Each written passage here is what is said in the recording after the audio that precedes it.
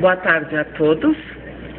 Dando continuidade às palestras desta tarde, nós queremos apresentar o palestrante Dr. Sérgio Felipe de Oliveira.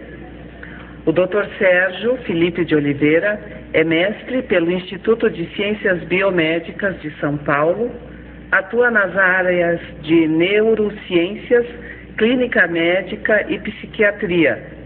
É diretor clínico do Pineal Mind Instituto de Saúde, neurocientista e idealizador e diretor do projeto Uni Espírito. Com a palavra, o Dr. Sérgio Felipe de Oliveira com o tema Depressão, Ansiedade e Fobias. Não?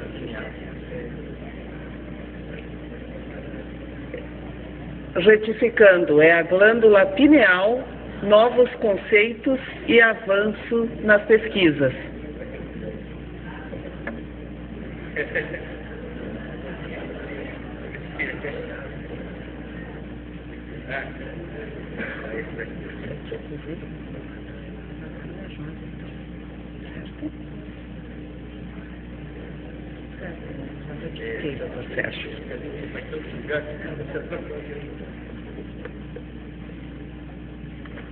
Deixa eu ligar.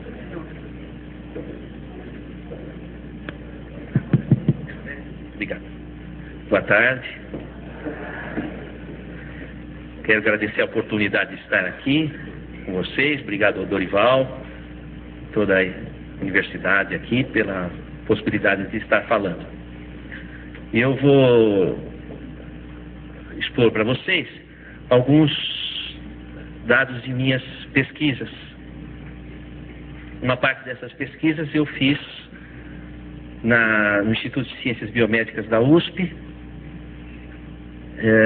e na Escola Politécnica da Universidade de São Paulo.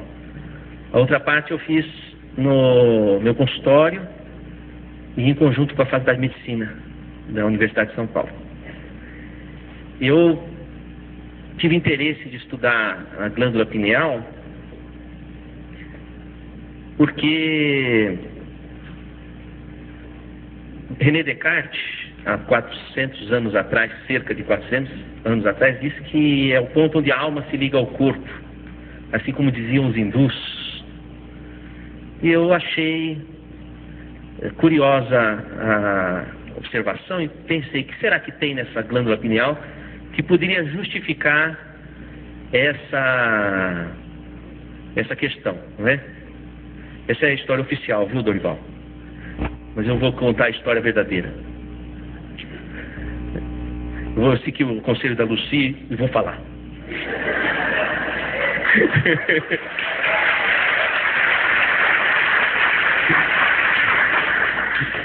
Eu me formei em medicina e depois eu dividia meu tempo entre a clínica médica e eu estudava física no Instituto de Física da Universidade de São Paulo. Por 4 anos fiquei no Departamento de Física e Matemática, trabalhando teorias de campo de DNA. E nesse meio tempo eu ministrei algumas aulas na Faculdade de Medicina. Uma delas foi no Instituto do Coração, sobre genética em cardiologia, porque eu estudava DNA e, portanto, tinha uma boa formação nessa área de genética. E eu me recordo uma vez que, dando uma aula sobre genética do coração, eu disse, esses genes não vão funcionar se não tiver um espírito que induza o funcionamento deles. E naquela época estava hospitalizado no próprio Instituto do Coração, do HC, da Faculdade de Medicina, o professor Zerbini, já ouviram falar do professor Zerbini? E ele mandou me chamar. Eu fiquei apavorado, falei, nossa, falei alguma coisa que não devia. E ele estava hospitalizado com câncer, já na fase terminal da vida dele, e ele disse assim, ouvi falar muito de suas aulas, né? Eu falei, professor? Ele falou, gostei muito. Eu falei, então ele me aprovou nas observações. Até ele disse o seguinte, tenho 2 aulas ainda para dar e não vou poder porque não vou sair vivo dessa UTI. Você vai dar essas aulas. Eu dei as 2 últimas aulas do professor Zerbini, falando que o coração não se formava sem que o espírito estivesse ali induzindo a embriogênese. E aí passou um tempo. E tinha um professor também na neurofisiologia, chamava Juarez Ricardo, professor titular de neurofisiologia. Ele, inclusive, que traduziu do russo a obra de Luria, que Luria, vocês sabem que foi o russo que fundou a neuropsicologia.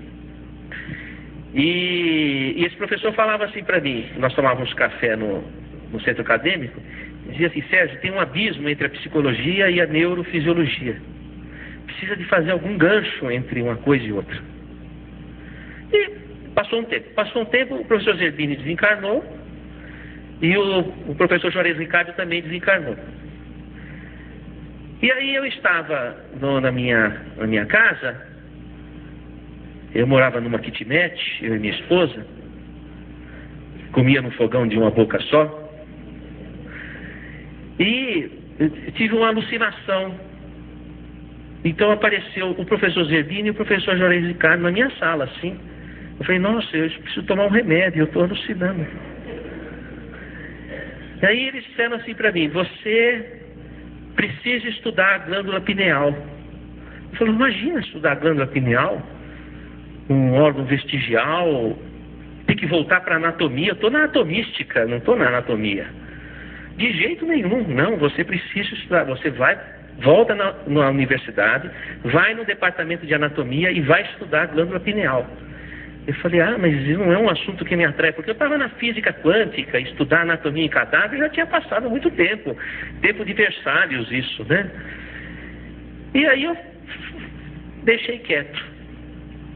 Aí passou um tempo, alguns meses, uma professora da anatomia, eu a encontrei numa palestra espírita, e me surpreendi, falei, olha professora, a senhora aqui, professora titular de neuroanatomia veterinária, a professora Ivênia Santos Prada. Aí ela estava com uma outra professora titular de anatomia também da Universidade Federal, e as duas estavam e vieram ter comigo. Falaram, Sérgio, você precisa pesquisar a glândula pineal, nós estamos precisando de uma pessoa no departamento para pesquisar. Eu falei, não é possível. A minha alucinação se verificou aqui não é? Eu falei, mas eu tenho mesmo que ir pesquisar a glândula pineal. E aí eu fui na anatomia lá da medicina e falei, olha, eu quero pesquisar a glândula pineal. Falaram, você precisa fazer pós-graduação, mestrado, doutorado, para pesquisar. Mas nós não temos linha de pesquisa em pineal, nós só temos, e desfilou uma série de infinitas pesquisas, mas sobre pineal não tinha. Eu falei, não, mas para mim eu só vou fazer a pós-graduação se puder estudar pineal, porque eu vim aqui para estudar pineal, sem contar a história toda, porque eu achava que eu estava maluco, e eu perceber que era verdade isso. E aí um professor, subrepeticiamente, entendeu a situação, espiritualista inclusive, e me deu espaço para eu pesquisar. E aí foi. Aí saiu a pesquisa que eu vou mostrar para vocês e os derivativos dela. Tá? Então, mas vocês não contam para ninguém isso que eu falei para vocês. Vale a primeira história. Então, antes disso, eu vou passar alguns conceitos que são importantes, porque essa aula eu dei no Hospital das Clínicas, então eu tive que adaptar para o pensamento do pessoal lá da medicina. Vamos ao primeiro quadro. Esse é um livro do Jeffrey Schwartz, de uma universidade americana, e ele fala uma história que foi publicada numa revista científica que eu achei muito interessante de colocar aí. Eu vou contar para vocês, é uma paródia, porque normalmente se faz chacota do espiritualista, mas hoje em dia, dentro da própria alçada da ciência já existe chacota dos materialistas. Então a história é a seguinte, é uma fábula, né, vamos dizer assim. Havia um planeta que havia recebido um sinal aqui da Terra. E o chefe do planeta falou, nossa, tem algum planeta emitindo um sinal. Ah, é o planeta Terra. Então ele mandou um emissário para o planeta Terra, vindo de outras galáxias, mandou um emissário, pesquise lá de onde veio os sinais. E a pessoa pesquisou e voltou lá para o planeta da outra galáxia. Olha, é o seguinte, esses sinais vêm de máquinas. Máquinas. Ah, máquinas, mas quem faz essas máquinas? Ah, são homens que vivem naquele planeta. E do que são feitos homens? De carne. Carne? Mas como é que pode carne fazer máquinas? Não, são de carne. Falando, não é possível. Porque carne, não é possível que carne pense. Não, são feitos de carne. Não, você deve estar enganado. Deve ser como aqui os nossos habitantes, que tem uma parte de carne e uma parte de carbono quântico. Então é possível de alguma forma. Não, é tudo carne. Mas que parte? Não, eles devem ter uma parte que pensa. Não, é o cérebro. Mas é carne também. Não, mas deve ser alguma coisa especial. Não, é carne. Carne que, inclusive, você sabe, carne estraga rápido. Então eles vivem pouco. Mas carne que pensa, carne que ama, carne que sente, Ah, não acredito. Diz assim, o senhor quer que eu repita novamente? Ou o senhor vai me chamar de mentiroso? Não, então não é possível que carne, ipsis literis, sinta, pense. Então o materialismo está em xeque, o organicismo. Pensar que o nosso pensamento o nosso cérebro produz o pensamento, é a mesma coisa que achar que os atores moram dentro do seu televisor.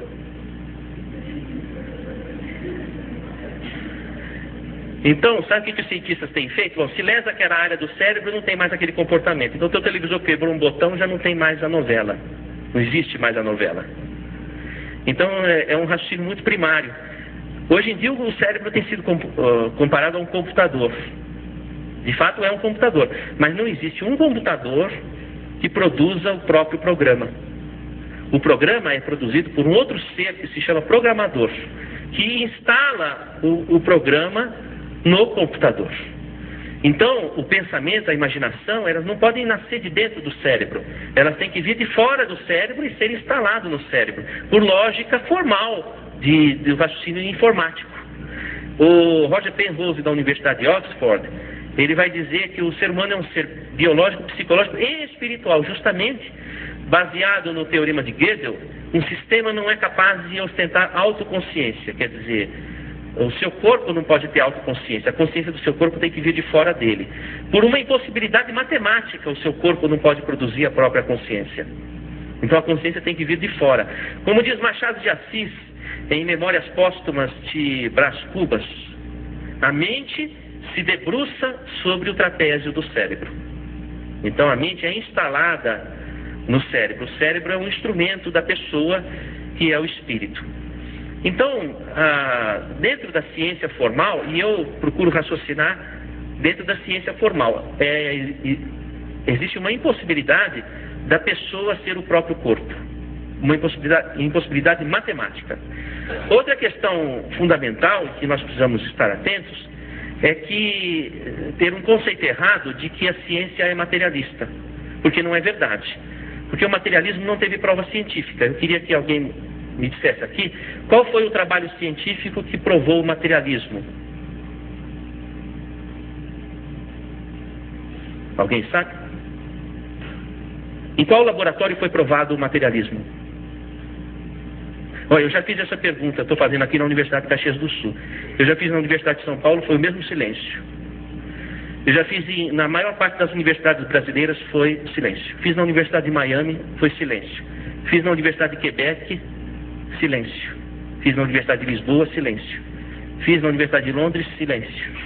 Fiz na Universidade de Paris, silêncio.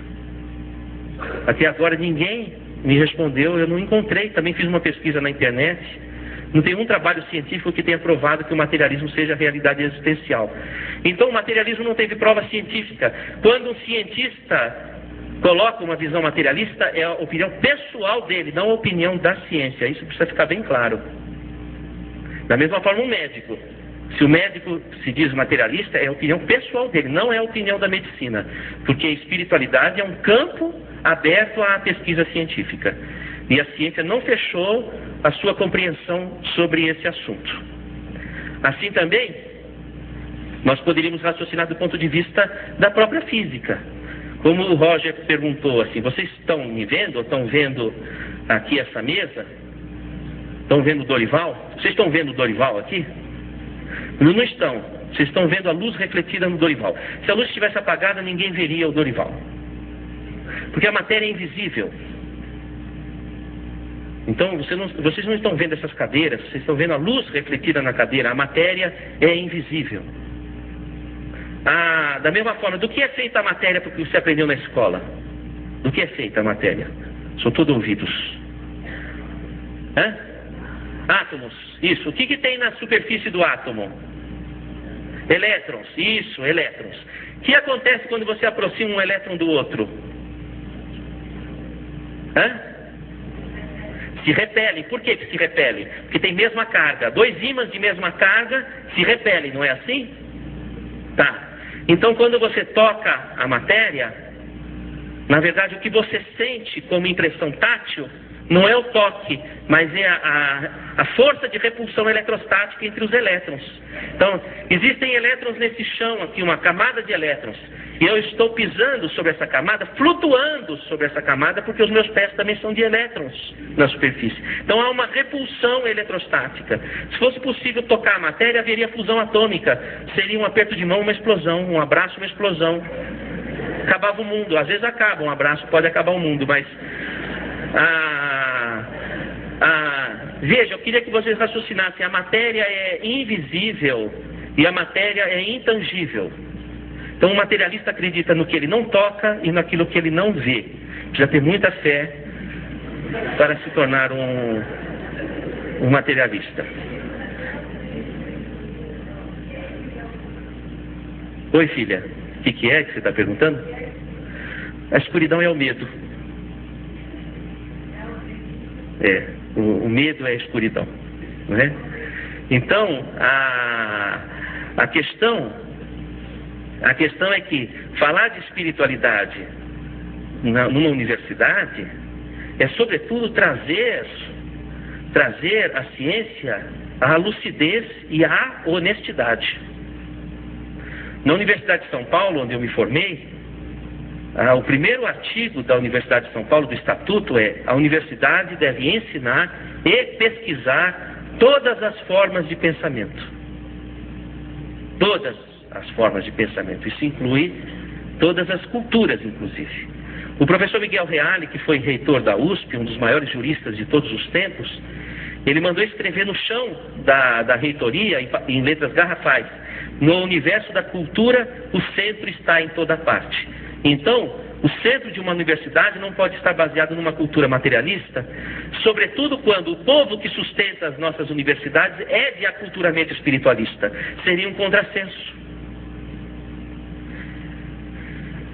Aliás, o professor Miguel Reale, interessante, ele foi operado no Instituto do Coração e ele escreve um artigo para o jornal Estado de São Paulo, dizendo assim, que ele foi operado do coração e teve que passar por circulação extracorpórea, quer dizer, o seu coração ia ser aberto e precisava de uma máquina que fizesse o papel do seu coração. Então, o seu sangue transitou por uma máquina fora do corpo dele. E o cérebro, para não sofrer danos, foi resfriado a 4 graus centígrados.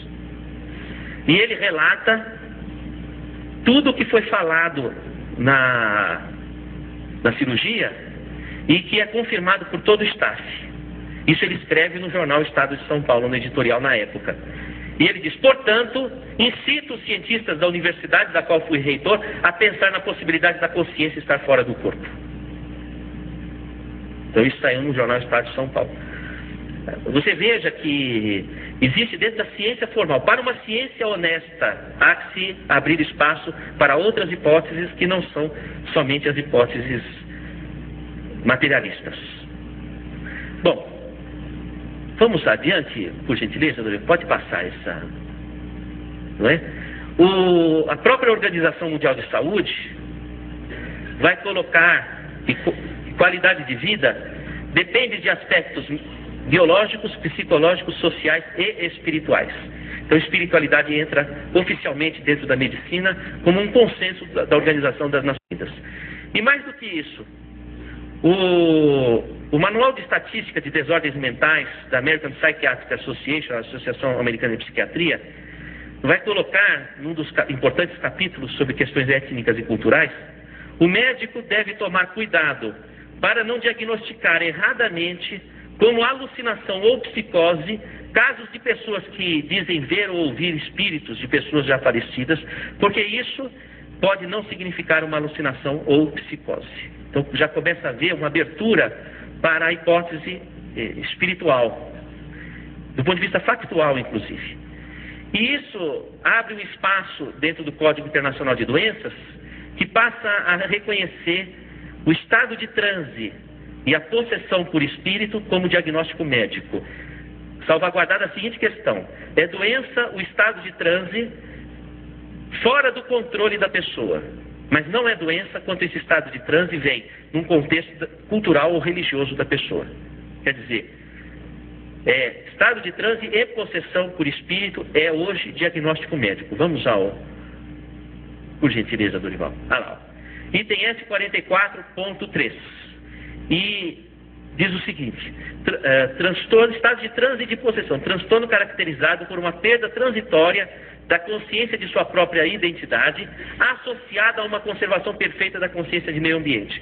É aquela pessoa, por exemplo, aquele paciente, como um relato real, o paciente diz assim: doutor, eu cheguei no hospital psiquiátrico, eu quebrei o refeitório do hospital inteiro, me colocaram num quarto fechado, e por vários dias tinham medo de chegar perto do quarto, porque eu esmurrava a porta e já estava quebrando a porta, de tamanha violência. E eu me lembro de tudo. E eu sabia que o que eu estava fazendo não era de mim, mas eu não tinha controle sobre o que eu estava fazendo. Mas eu tinha uma consciência do que estava acontecendo. O que é diferente das psicoses primárias, onde a pessoa, na essência, tem uma esquizofrenia ou outros tipos de psicose. Por isso que o estado de transe e a possessão por espírito exclui esquizofrenia, intoxicação por substância psicoativa, síndrome pós-traumática, transtornos orgânicos de personalidade, psicóticos agudos e transitórios. Ou seja, é um diagnóstico nosológico único.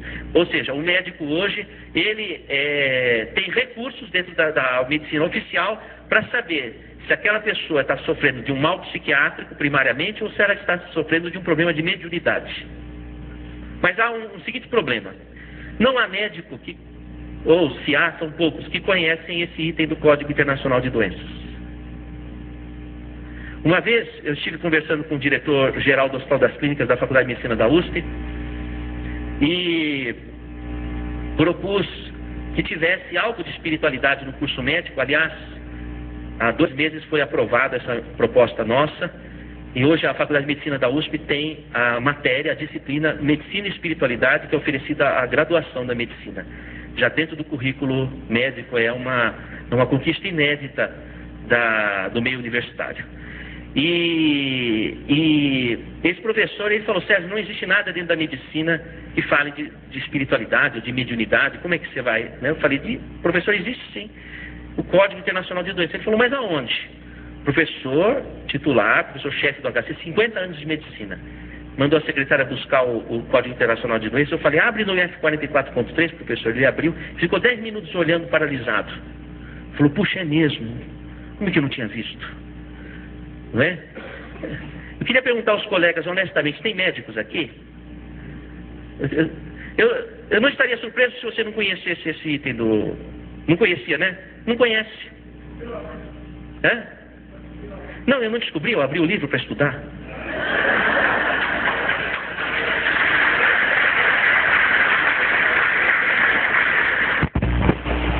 Foram cientistas que nos antecederam e já perceberam essas coisas, não é? Então, na verdade, o meu interesse é estudar o fenômeno do estado de transe, os fenômenos mediúnicos e a fisiologia, do ponto de vista médico, tá? O que não descarta a necessidade de estudos por outras fontes.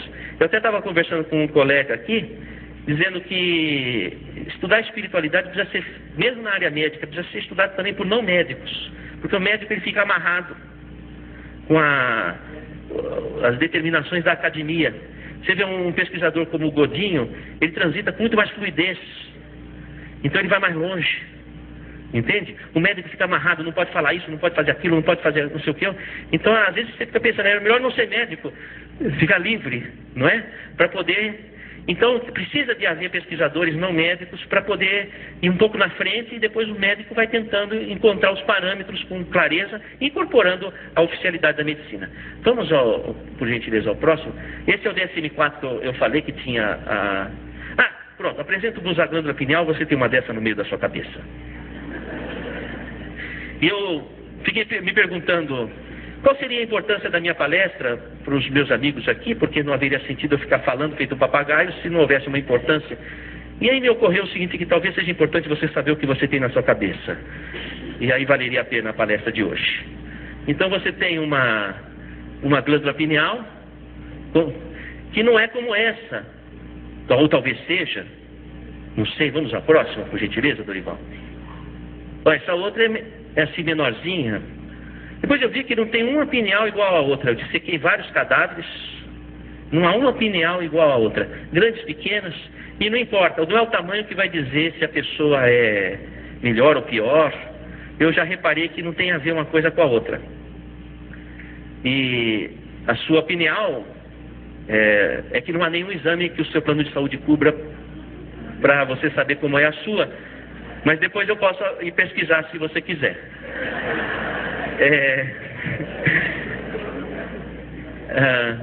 O próximo, por gentileza. Sim, aí que eu fiz. Eu peguei uma pineal, cortei no meio e pus no microscópio eletrônico. Então eu fui lá no mesmo instituto de física que eu trabalhava, aliás na engenharia, e cortei do meio e vi que tinha essas estruturas como se fosse crocante na glândula. Falei, mas que interessante. Vamos ver o que é. Aliás, se tivesse menos luminosidade, ficaria mais visível. Tem alguém me ouvindo, será? Ótimo. Aí podia voltar então para... Voltar. Dá para ver o crocante um pouco melhor. São várias assim, né? Então, agora vamos novamente para... Aí, o que eu fiz? Eu percebi o seguinte, que havia... Nossa, assim também... Tá bom. Na verdade, aquele crocante é o seguinte, é envolvido por uma... Tá vendo essas capas, não é? Não é? Como se fosse... capas. São de tecido conjuntivo. Vamos ao próximo, por gentileza, Dorival. E tirando as capas, parecem amoras. Depois, observando de mais perto, na verdade tem a mesma forma que um cérebro, com circunvoluções, etc. Porque, na verdade, a pineal está mergulhada no terceiro ventrículo, no líquido cefalorraquidiano. E por pressão de vasos comunicantes, então essas estruturas elas sofrem uma pressão semelhante ao que o cérebro sofre, elas acabam tendo um formato semelhante ao do cérebro. Próximo, por gentileza. E me chamou a atenção que essas estruturas estão em casulos. E eu não tenho as imagens aqui, porque são muitas imagens, mas na escola politécnica eu pude detectar que são apatita, cristais de apatita que nós temos no meio da cabeça. E depois até me veio, muitas vezes a pessoa falava assim para mim, eu não tenho bola de cristal? Tem. Você tem bolas de cristal no meio da tua cabeça. E eu falei, olha que coisa curiosa, por que haveria bolas de cristal no meio da cabeça? Eu fiquei me interrogando. E aí eu comecei a pensar que talvez essas estruturas, elas tivessem alguma função. Porque antigamente se pensava que a glândula pineal, ela degenerava com a idade. Degenerava e não tinha função. A não ser até os 13, 14 anos para a emergência da sexualidade e depois perdia a função. E se calcificava. Pois é o que acontece com esse trabalho, nós percebemos que na verdade não é que a pineal se calcifica, ela forma estruturas organizadas. Como por exemplo, quando nascem seus dentes, você não vai dizer que a sua boca calcificou. formou dentes, que também tem o esmalte dentário e tem a apatita também. Então não quer dizer que a sua boca calcificou, quer dizer que formaram estruturas funcionais. Então eu comecei a me indagar se essas estruturas não teriam uma função dentro do organismo. E estudando pela difração do raio-x e por outras técnicas, então foi que evidenciei que eram cristais de apatita, e esses cristais de apatita, eles provocam na glândula uma estrutura, formam na glândula uma estrutura que compõe como se fosse uma caixa de ressonância. Então, na verdade, a apatita, ela tem muito elétron na superfície, então ela repele campo magnético. Então, quando chega um campo magnético na glândula, bate num cristal e ricocheteia para o outro cristal. Bate no outro cristal e ricocheteia para o outro. Então, sequestra o campo. Como fosse seu telefone celular. Capta o campo com as informações do seu discurso e com as suas emoções e deixa guardado ali. E depois você pega o recado. Então, a pineal seria como fosse a caixa postal do seu celular. Ela capta vibrações do espectro eletromagnético que traduzem emoções de nossos pensamentos ou de espíritos do mundo espiritual ou telepáticos de outras pessoas, ativam ali e reagem no cérebro de formas as mais diferentes imaginárias. Então, talvez por isso que os hindus tenham a glândula pineal como uma glândula da vida mental, do contato com o além.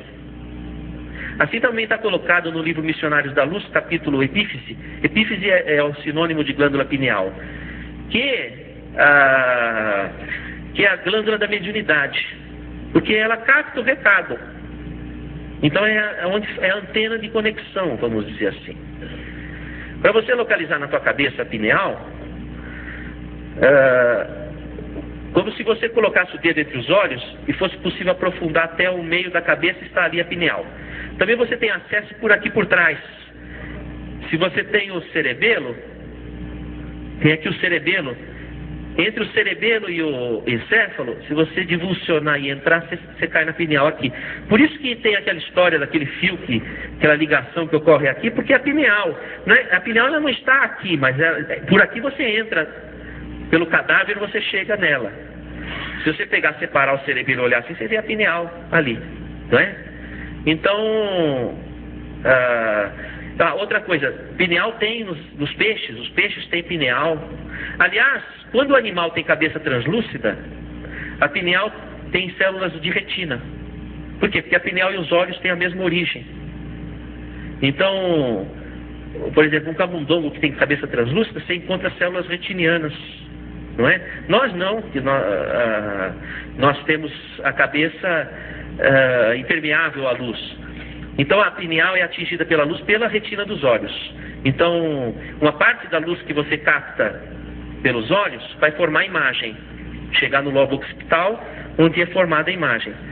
Mas outra parte da luz que você capta não vai formar a imagem, são os efeitos não visuais da luz, que vão regular os ritmos do nosso organismo. Porque o nosso organismo precisa saber que horas que produz hormônio de crescimento, o cortisol, que horas que produz cada hormônio, o ritmo, tudo é coordenado pela pineal. Isso é sabido na medicina.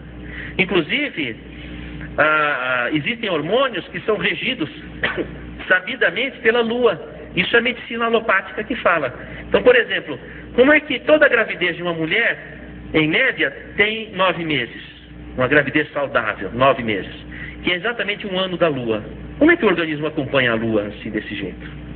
Que a pineal capta emissões da Lua e traduz em toda a hormonologia que é regida pela Lua. É chamado Zeitberger lunar, que regula os hormônios reprodutivos e sexuais. Né? Quer dizer, ninguém vira lobisomem à luz do sol. Vira ao luar. Também vai o quê? Cantar uma serenata, não é? Ao luar. Por quê? Porque os hormônios sexuais, eles são regidos pela Lua. O ciclo de vigília e sono, o Zeitberger é o Sol. Então entra o olho, capta a luz e avisa o organismo que está de dia ou está de noite. Quando está de noite, aumenta a produção de hormônio pela pineal. Quando aumenta a produção de hormônio da pineal, induz o transe de desdobramento. Porque você vai dormir, você tem que desdobrar, porque você não vai ficar ali.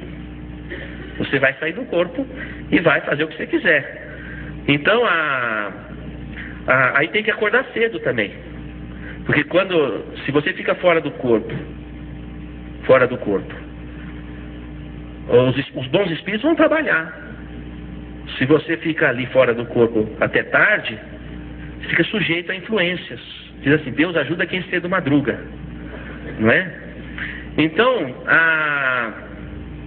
a pineal regula esse ritmo, essa ritmicidade, de acordo com comandos que são chamados Zeitbergers. Em 1988, um pesquisador chamado Volhat e outros colaboradores descobriram que a pineal é um sensório que converte onda magnética em neuroquímica. Então aí nós temos todo um gancho de entendimento de vários fatores. Primeiro, se a pineal coordena o ritmo, ela lida com o tempo. É o único órgão do corpo que lida com o tempo. E o tempo é a quarta dimensão, e a dimensão é espaço-tempo. Então é outra dimensão. Então é um órgão que lida com a outra dimensão. Outra coisa, sabidamente a pineal é um sensório magnético. Deve ser por conta desses cristais, porque eles são diamagnéticos. Então está aí outro gancho. Então possivelmente o transe mediúnico, a ligação se dá por contato magnético, como fosse o telefone celular, só que com um espectro magnético diferenciado. Então quando diz que a pessoa recebeu um espírito, não é que tem um espírito dentro dela.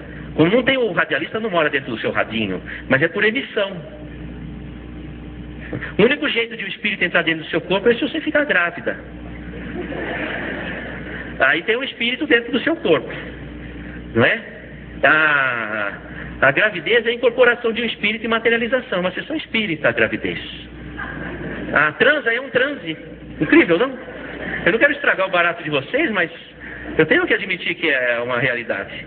E incorpora o espírito. Tanto que a mulher, por exemplo, quando ela está no pré-menstro, ela está com um corpo igual de uma grávida. Ela está com os seios engurgitados, o útero, com o endométrio volumoso, pronto para receber o embrião.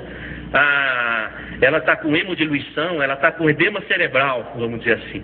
Ela está como se estivesse grávida. À espera do quê? De receber um espírito que iria se materializar dentro do seu útero. Na falta de um desses, ela recebe qualquer um. Ela fica louca.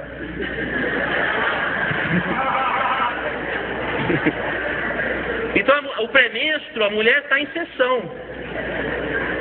Se ela souber fazer uma boa sintonia, ela domina o mundo. Porque você não precisa só receber maus espíritos, você pode receber um bom espírito. Porque se você está irritada tendo sintomas, você está recebendo maus espíritos. Agora, se você pode aproveitar, entrar naquele segundo modelo da Lucy, receber bons espíritos e dominar o mundo. Já imaginou? É como Jesus ensina Joana, a esposa de Cusa, porque a Joana não aguentava mais o marido dela, que era um corrupto, mancomunava acordos com os fariseus, com os hebreus, com os romanos, e enfim, era corrupto, e coisa que não se conhece no nosso país. E essa coisa de antigamente, há 2000 anos. Então, ele era durão em casa e uma pessoa intratável. E ela via Jesus falar de justiça social, falou, puxa, bem diferente do meu marido. E ela foi conversar com Jesus. E Jesus estava na casa de Pedro, ela bate na porta, né? Por favor, queria falar com Jesus. Jesus levanta da rede, põe o chinelo, ajeita as madeixas. Fala, pois não, Joana, né? E ela fala, o que eu faço com meu marido? Não é? Porque ele é uma peste dentro de casa, um problema sério e tal.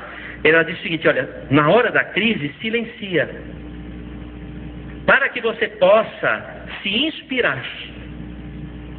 E aí você saberá dizer o verbo doce ou enérgico, conforme a circunstância. Então ele estava ensinando a Joana a entrar numa sintonia boa para poder agir. Porque normalmente a mulher no pré-menstro, ela vai na onda do reagir. Então ela fica irritada, ela fica...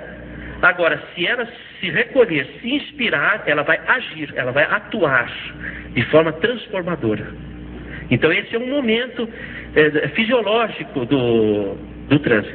Você sabe que nos homens não tem estudo, porque não se estuda os homens, só se estuda as mulheres. Agora que começaram a fazer estudos dos homens, é o machismo dentro da ciência. E de fato é mesmo. Então se conhece pouco sobre a fisiologia reprodutiva masculina, vamos dizer assim, frente ao que se conhece da mulher.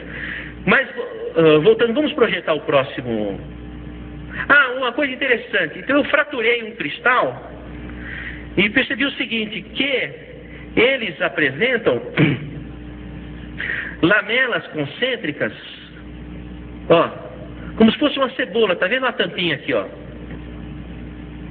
Um amigo meu me perguntou: Sérgio, como é que você conseguiu fazer um cortezinho numa estrutura submicroscópica? Eu falei: eu não sei, foi um acaso. Eu falei: não é possível, o acaso não vai produzir uma coisa tão certinha, o corte e a tampinha. Eu falei: então foi o professor Zerbini e o Juarez Ricardo que fizeram. Porque ninguém entendia como é que pode se fotografar. Olha, isso daqui está aumentado, você tem que multiplicar por 3, está aumentado 6.900 vezes.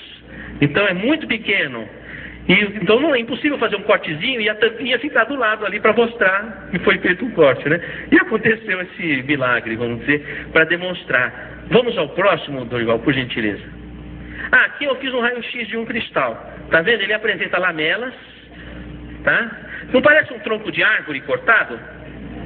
Porque ocorre o seguinte: toda estrutura que é regida pelo Sol,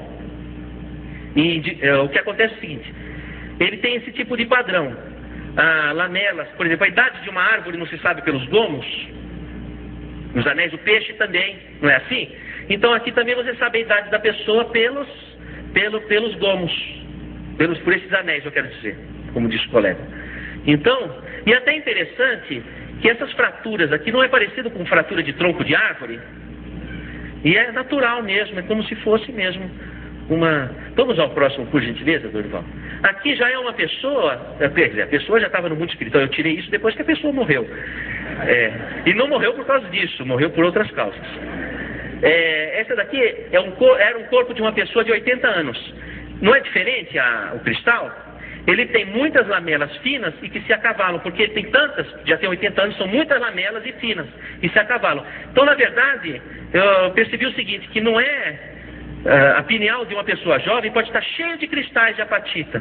Não é a quantidade de cristais, ou seja, não é o padrão de biomineralização ou de calcificação que indica a idade. Porque antigamente se pensava, fica velha, a pineal calcifica. Não é assim não. Pessoa jovem, muito jovem aqui, está cheio de cristais na pineal, então ela parece calcificada, entre aspas, vamos chamar de biomineralização, porque é uma estrutura funcional, e são pessoas jovens. Então, na verdade, o que indica a idade é como é o cristal, quantas lamelas ele tem, indica a idade da pessoa. Vamos ao próximo, por gentileza. Aqui, há pessoas que não têm o cristal, os cristais visíveis à tomografia. Deve ter, mas não numa quantidade grande. Então, você vê essa tomografia aqui, a pineal está aqui no meio, e você não vê nenhum cristal. Concorda? Não dá para ver nada, tá?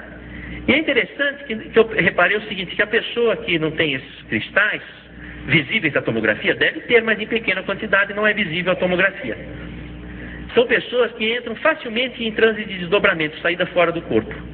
Normalmente uma pessoa entra em desdobramento a cada hora e meia. Então ela sai do corpo. Então, por exemplo, vocês agora, deve ter gente que está do corpo, alerta, gente que está assim meio para fora e gente que já foi embora. A cada hora e meia, cada pessoa está na sua hora e meia específica, não é? Então, tem pessoas que têm esse desdobramento muito acentuado. Quando a pessoa tem esse desdobramento muito acentuado, ela capta muito a psicosfera. Então ela sente o que a outra pessoa sente. Quando tem muita gente, ela fica meio afetada. E fica meio... Não é? Porque tem muito desdobramento. Então aí a pessoa, ela capta um numerário muito grande de informações. Essas informações vão ser registradas no tálamo, que é uma área do cérebro que registra as atividades sensoriais. E a pessoa não percebe.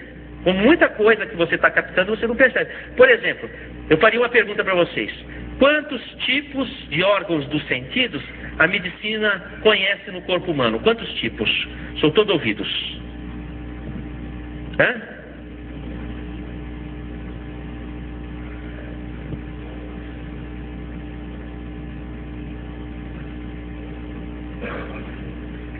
Quem estudou aqui no livro Histologia Básica de Junqueira e Carneiro? Levanta a mão. Então, capítulo de órgãos sensitivos. 21 tipos de órgãos dos sentidos. Conhecidos, fora o que está para ser pesquisado. Então existem, quem falou 5, existem pelo menos 16 órgãos dos sentidos funcionando, e que são responsáveis por captar um numerário de informações que você não tem nem ideia, mas que são responsáveis pelo seu equilíbrio. Tá? Então tem um numerário de coisas que você capta e que você não tem nem ideia, mas estão reagindo no seu organismo. Quando a pessoa tem esses estados de desdobramento, ela tem uma reatividade muito maior. Ela fica muito mais captante. E depois, se ela capta o que o outro sente, se ela capta a ambiência, fica difícil ela se perceber o que é meu sentimento e o que é um sentimento que eu captei. Então são pessoas muitas vezes confusas no que diz respeito à sua identidade. E mais do que isso, quando se percebe com muita profundidade e normalmente remói coisas que já não são mais coisas para serem remoídas. Então são pessoas muito autocríticas. Então aí começa uma sucessão de patologias, porque se ela percebe tanto, ela gasta muito neurotransmissor, certo? Gasta muito transmissor, então no começo ela fica ansiosa, fica fóbica, depois ela deprime. Dá um shutdown. Porque consome os neurotransmissores, tamanha sensibilidade. Então aí ela vai para o consultório dizendo que ela tem uma ansiedade e tem uma depressão. Então essa paciente aqui, o que aconteceu? Foi dado lá, isso aqui é um relato, eu fiz questão de colocar o que ela me escreveu, literalmente, ela me mandou pelo computador uma folha: doutor, esses são os remédios que eu tomei. Fluoxetina e Prozac é a mesma coisa, que é Efexor, venlafaxina, esse Rivotril aqui está escrito errado, mas enfim, tem umas coisas que estão escritas erradas, mas dá para ter ideia. O Wellbutrin é outro antidepressivo, Ritalina, tomou lítio, tomou paroxetina, tomou sertralina, tomou Panelor, tomou anafranil, tomou citalopram, triptanol, Cymbalta, Lamictal, Prozac. Sugestão: eletrochoque. Porque o médico já não sabia mais, e era um professor. Que? Sugestão, eletrochoque. Então ela chegou ao consultório com essa: doutor, é o seguinte, eu vim aqui porque a última sugestão dos médicos foi eletrochoque. E eu estou já chocada antes do eletro. Não é? E então eu fiz um exame clínico, do ponto de vista psíquico, e observei que ela tinha várias características do estado de desdobramento. Inclusive ela mesmo relatava: de fato, às vezes eu me vejo fora do corpo. Já aconteceu essa experiência e tal. Enfim. E eu falei: possivelmente você está tendo aquela depressão sequelar a esses estados de desdobramento. Bom, normalmente quando a pessoa tem o desdobramento, ela exala uma energia que o Notzing, que estudou com Freud na escola de Charcot, chamou de ectoplasma. Albert Heinrich Notzing estudou com Freud, com Jung, na escola de Salpêtrière, em Paris, professor Charcot, e ele escreve Le Phénomène physique de la médiumnité, os efeitos físicos da mediunidade, estudando a ectoplasmia. Quando a pessoa tem desdobramento, ela exala essa energia, e o exalar dessa energia torna a pessoa extremamente interativa, por isso que o desdobramento provoca essa interatividade, porque o ectoplasma é uma energia que serve para o pensamento como o ar serve para o som. O ar é que transporta o som, o ectoplasma é que transporta o pensamento. Quando produz muito ectoplasma, a pessoa reage muito ao pensamento um do outro, é muito sensitiva e gasta essa energia ectoplásmica. Bom, o que acontece? Muitas vezes o organismo começa a reagir a esse excesso de ectoplasmia. Então ele começa a formar estruturas ectópicas, que é para onde vai a energia ectoplásmica no organismo. Então cistos, osteofitoses, tumores, ou a pessoa começa a sangrar para eliminar essa energia ou para contê-la em alguma estrutura. Às vezes a pessoa engorda e não se justifica pelo que ela come, ela engorda, não é hipotiroidismo, não é isso, não é aquilo, mas como é que ela engorda? O outro come a mesma coisa e não engorda, não é?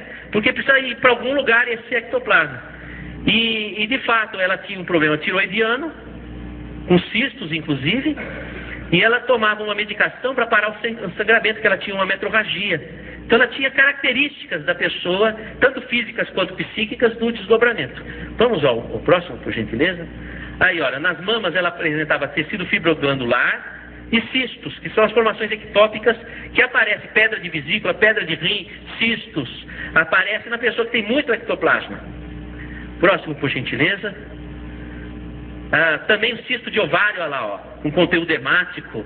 Olha lá, por gentileza, o próximo. Então, aqui só para traduzir aqui, o desdobramento é a saída fora do corpo. Ó. Eu falei uma pergunta para você: quem é a pessoa? A que está deitada ou a que está em pé? Hã?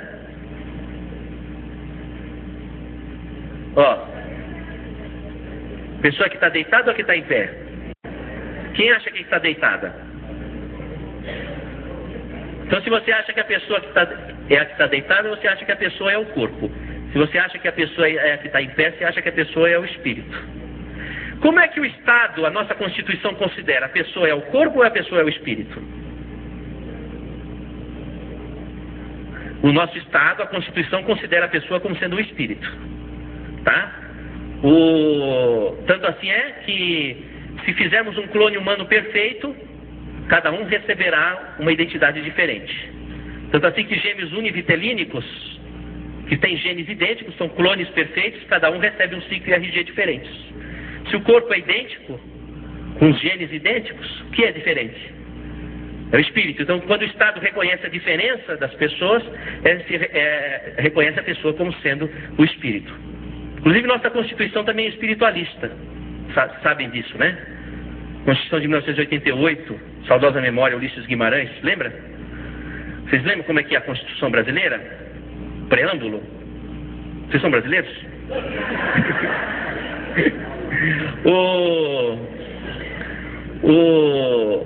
Diz assim, na introdução: o Brasil deve pautar suas relações pela paz, diplomáticas pela paz, etc, etc, etc e tal. Portanto, em nome de Deus, promulgamos a seguinte Constituição. Quer dizer, não acreditar em Deus é anticonstitucional. Tá? Bom, então isso aqui é o estado de desdobramento. O Estado reconhece a pessoa como sendo um espírito. Não é? Vamos ao próximo. Oi, filha. Pois diga.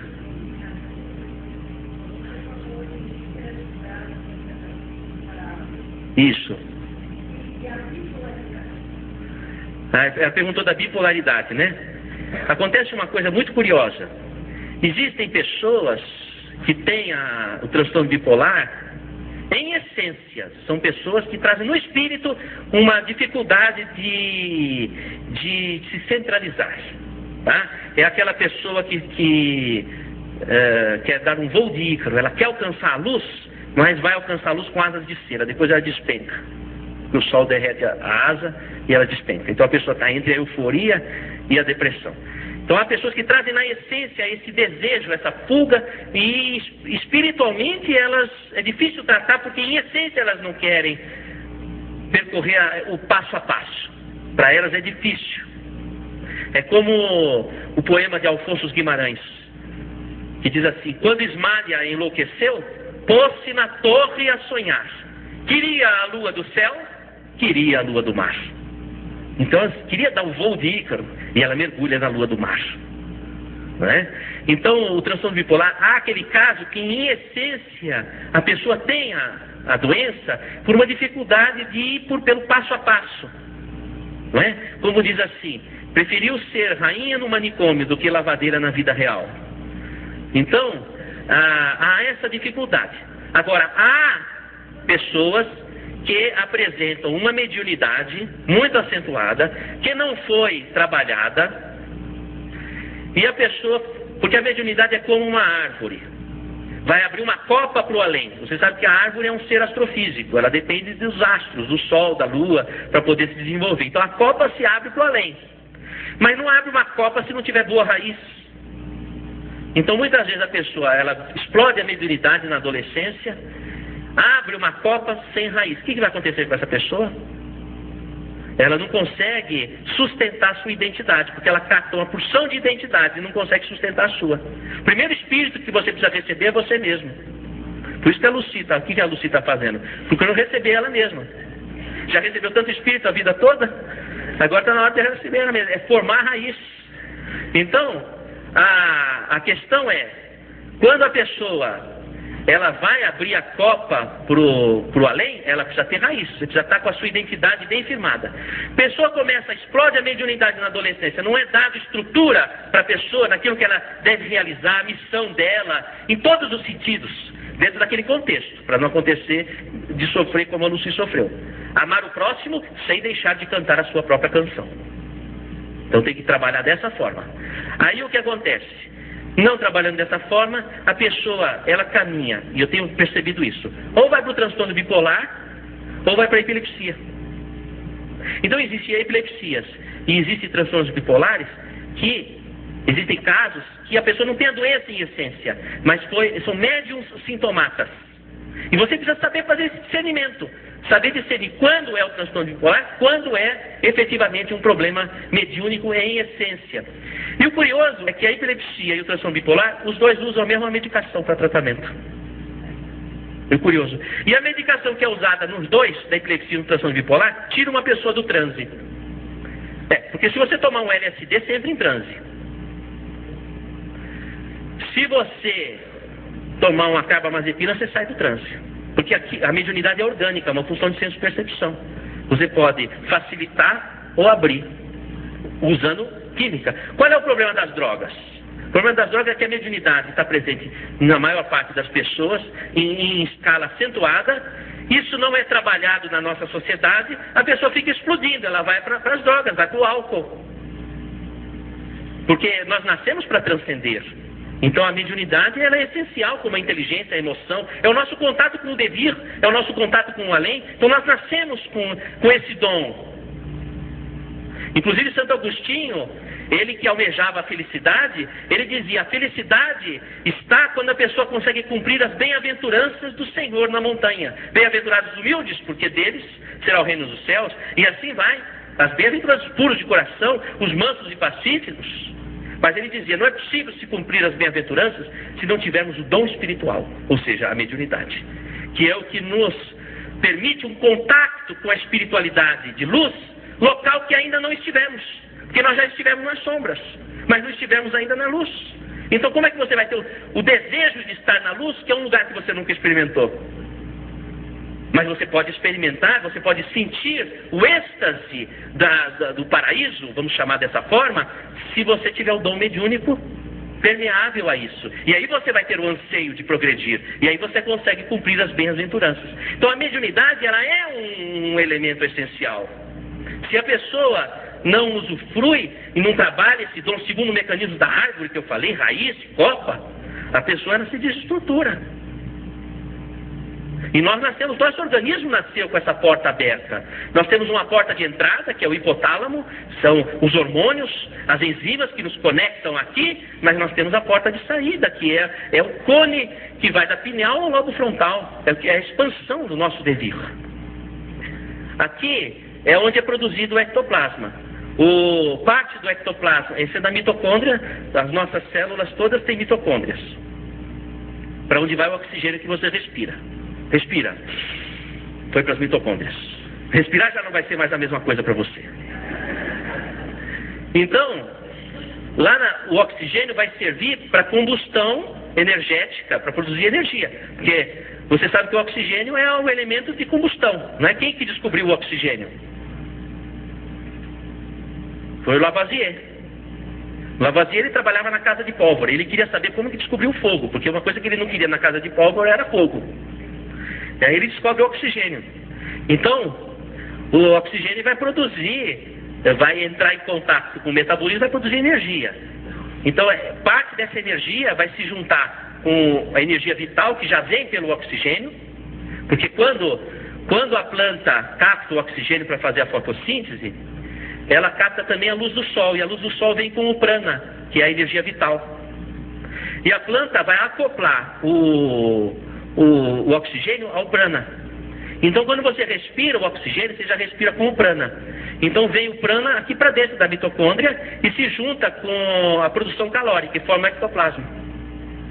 Então o ectoplasma é um produto do prana, que é uma energia espiritual, e de uma energia metabólica biológica. Por isso que o ectoplasma ele é uma energia que permeia a comunicação entre o mundo espiritual e o mundo corporal, porque ele tem as duas fontes. Então ele permeia. Então aqui é que é produzido. E o interessante é que os cristais da pineal começam a ser formados a partir da mitocôndria. É a partir dali que começa a formar. Então tem até uma coincidência nesse sentido. Próximo, por gentileza. Aqui é o seguinte: fazendo uma tomografia funcional de um paciente em desdobramento, ele apresenta um aumento de circulação aqui na região da pineal e do tálamo. Ó, tá vendo? Ó? Veja, pineal faz parte do tálamo, pineal é epitálamo, tá? Faz parte dessa região do tálamo. Então, essa região aqui está aumentada. Vamos ver o próximo? Olha que engraçado. Isso aqui foi feito lá no Hospital do Coração. Olha o que o radiologista vai escrever. Estudo tomográfico por emissão de pósitrons com SPECT sem evidência de anormalidades metabólicas significativas em tecido cortical. Tá tudo bem, ele não tem doença. Discreto aumento do metabolismo regional de glicose em tálamos. Aí ele pergunta, o que é isso? É variação do normal? Porque o que acontece? A pineal dele está ativada e ele fala, mas o que é isso? Porque não é doença, mas também não é normal. Porque ele não está entendendo. É a mediunidade da pessoa ativa. Fui claro nessa questão? Tá? Próximo, por gentileza. Esse daqui é um paciente meu também, mas que na época não tinha esse exame aqui no Brasil, nós fizemos nos Estados Unidos. O mesmo resultado.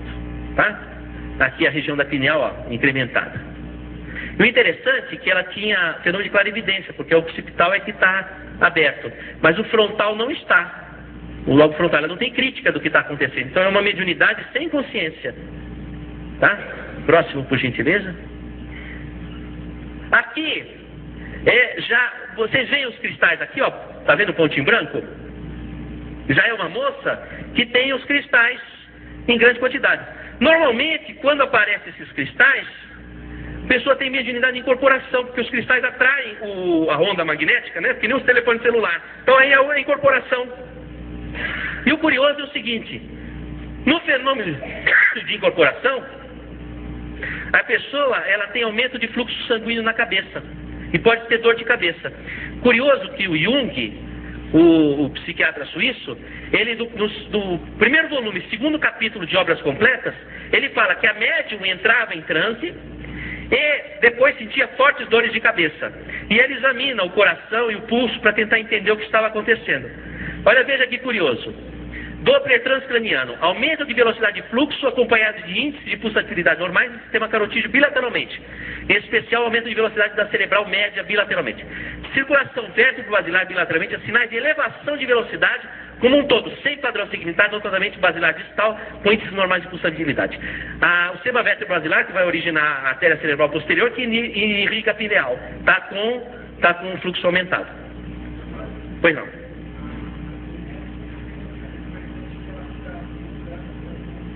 Fica pulsando. É isso, ó. É isso. Eu tinha uma moça que trabalhava em casa, que eu chegava assim e falava, tá tudo bem? Eu falava, minha cabeça está coçando.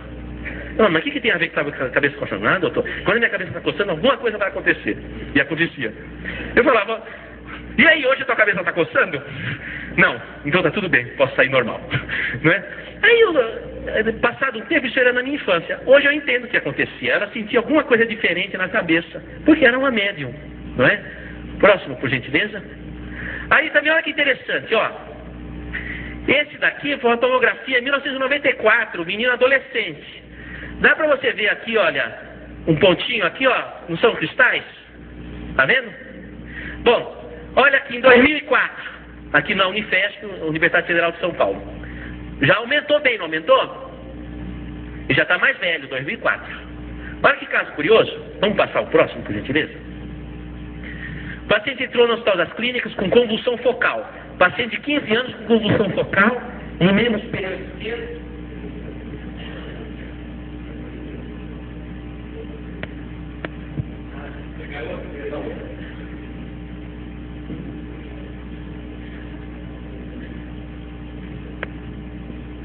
Aí.